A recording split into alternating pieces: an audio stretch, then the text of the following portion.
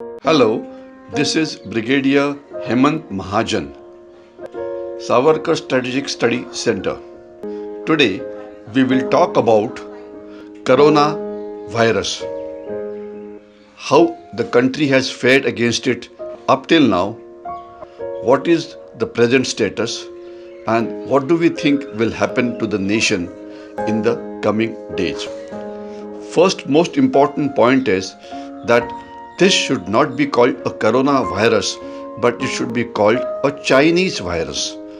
This virus has done more damage to the whole world and India than First World War, Second World War. And talking about India, all the wars that the country fought after independence, including terrorist attack which took place thereafter. The damage caused to the economy is tremendous, and that would be a subject by itself. In this talk, we will cover the following aspects. Number one, how have we met the challenge up till now? How do we compare with regard to the other countries? What has been our strong points and weak points? What has been the government strategy up till now, and more important, what should be the government strategy after this? The war is a real world war. It's a biological war which China has launched against the entire world, including India. In this part, let us first talk about the positive effect that corona or Chinese virus has had on India. Firstly, the prices of fuel, that is oil gas, has reduced. India is a net importer of oil and gas, so therefore its oil and gas oblique energy bill has come down tremendously. This will help us to generate more money for fighting corona. Secondly, lot of factories which are inside China are wanting to shift into India and elsewhere. We must get ready for this opportunity, and we should not lose upon it like we did when the Chinese and the American trade war started. Next is the pollution level. It has come down tremendously, and most surprising, as per media, the number of death cases, the number of people reporting sick has come down quite a lot. The reasons will have to be looked for into more detail. But let us be very clear that some advantages have also accrued. The level of social consciousness has gone up, the country is united, and the country's people are actually the soldiers who will fight this war against the Chinese virus. So it is important that not only government but the entire country's people come up together to fight this war. Unless we stand together, we will not be able to win this war. Thank you. How has the country fared up till now? If we compare the kind of casualties that are there in India, they are much lesser and much smaller than expected. We have done the best as far as the whole world is concerned. Let us judge India's performance by number of cases detected, number one. Number two, how many have been hospitalized. Number three, how many deaths have taken place. On all the three perimeters, the country has done wonderfully well as compared to the rest of the world, simply because we have been able to implement what the government of India has said in a much better manner than most of the other countries. However, two setbacks have been: number one, movement of migrants from the cities into their villages, and number two, the Tablighi Jamaati incidents. If these two things could have been controlled better, the results would have been far better. But the migrants who have moved to the various parts of the country have been quarantined into their respective places. So this is a good news. And as far as the Jamaati thing is concerned, we have with the help of technology managed to track most of them. However, a few are still missing at the point of this recording. Let us hope that all of them get tracked and thereafter quarantine oblique treatment given, whatever is necessary. In this part, let us talk about what the country needs to do when the lockdown is lifted on 14th of April. What is important is the basic principle of social distancing still has to be followed. We will have to commence with many activities like farm harvesting. Month of April is important for that. Migrant laborers oblique the lowest of the society will have to be provided jobs. So therefore, road construction, rail construction, infrastructure construction, real estate construction will have to start in a big way so that the daily earners, the daily wagers can earn their bread. Minimum manufacturing capacity will have to be started. We'll have to ensure that our economy or the industry starts functioning in phases so that most essential services are generated first. I am sure government will consider all this and will take appropriate action as it has adequate number of experts who will suggest the better course of action. However, two things need to be praised. One is the part people will play in this war. The government of India has launched an mobile app called Corona Kavach. It should have been called Chinese Kavach, and the second app is Arogya Setu. This is a mobile based app and it connects the people of India who have mobile with the service providing your medical support. It tells you as to what is the status in the country as of now. It tells you various do's and don'ts. It gives you regular news and it is available in 11 Indian languages. So therefore, every Indian who has a mobile must download it. As per the last report, more than 2 crore people have downloaded it up till now. It also tells you if any corona affected person is in your vicinity. However, for that you'll have to keep your GPS on, you'll have to keep your Wi-Fi and the hotspot on. So people, especially when they go into an area where people are around them like banks, like bazaar, etc., must put on this app wherever it is possible so that you can follow the basic rule of social distancing. This will help all of us who have mobiles to remain safe. I am sure everybody would have downloaded this app and will help the country in fighting this battle against the Chinese virus. Now let us see what specifically we need to do. All Indians must be a part of this war. What we must understand that we are in for a very long haul. This battle is going to continue till the time the last patient is treated or we develop a vaccination which will ensure that this does not affect us anymore.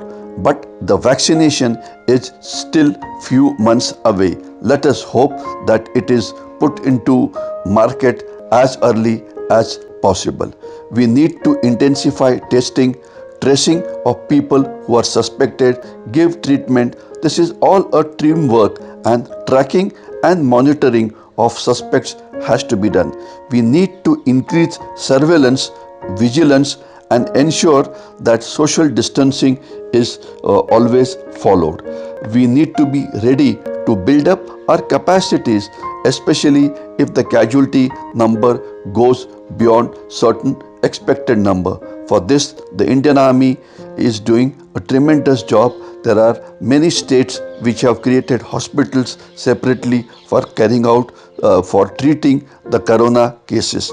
We need to carry out extensive door-to-door survey, especially in the places where this problem is serious. What we must understand is The WHO and the government of India has said that the people who are most susceptible are small children or people who have come back from abroad or senior citizens above the age of 65. So we need to carry out extensive survey, especially in the big cities where such people may be there. We need to improve our public hygiene. We need to carry out spraying, garbage disposal, etc. in a very regulated manner. We need to have, excuse me, separate lines, separate queues in every public place for senior citizens so that they remain in a crowded area for as less a time as is possible. We need to ensure lot of measures to control the crowds in our cities. For example, why do people go out of their homes? They go out for schools, colleges, for doing some work, and of course for some social get-togethers also. We need to ensure that the industry starts functioning in a regulated manner so that crowds, everybody does not leave houses together and come back together.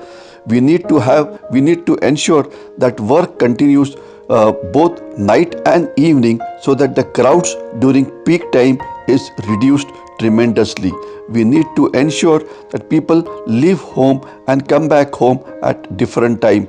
We need to reduce traffic on the roads. We need to reduce traffic at crowded places like markets. We need to decentralize.